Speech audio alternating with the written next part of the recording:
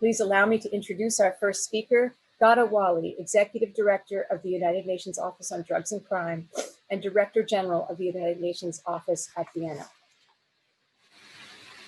Thank you. Thank you very much. And colleagues, ladies and gentlemen, it's an honor to have such champions with us today.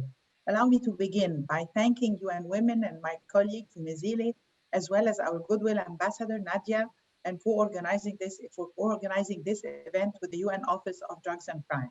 I'm very grateful to the distinguished panelists and Goodwill Ambassadors for your participation and commitment to strengthening responses to stop gender-based violence and human trafficking. Action on both these fronts is more urgent and more needed than ever before. The COVID-19 crisis has exposed fragilities and inequalities and inadequacies of responses within societies and between regions and countries. The many different problems we are experiencing during the pandemic have hit women hardest. Women are the frontline workers, they are the unpaid care workers, they are the informal sector workers without social protection in the worst economic downturn in nearly a century.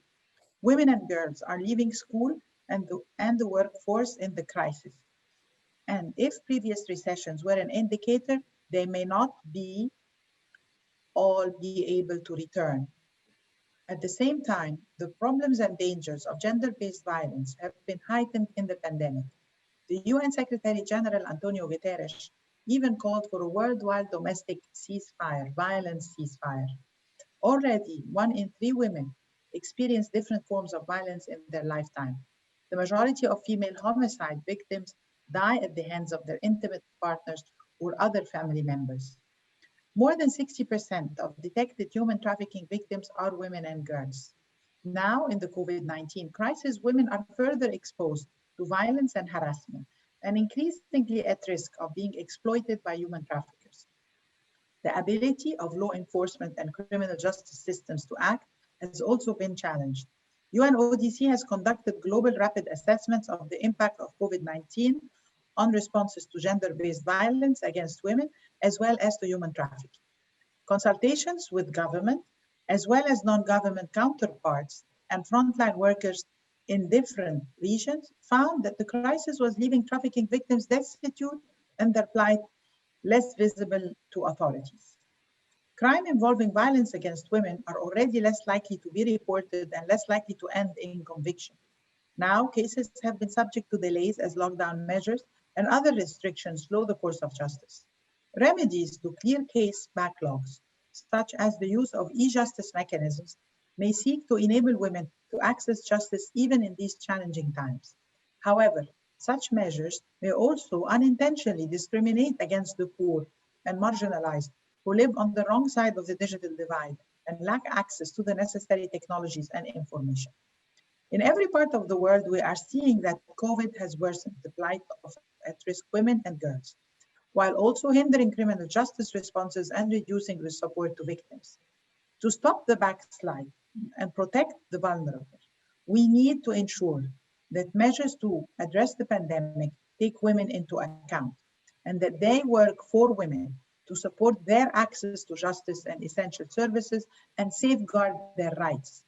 Along with UN Women and other UN partners, UNODC has backed the Secretary General's ceasefire call, and we have worked together to promote 4 key pillars of action, namely funding essential services, prevention, improving police and justice action, and collecting data.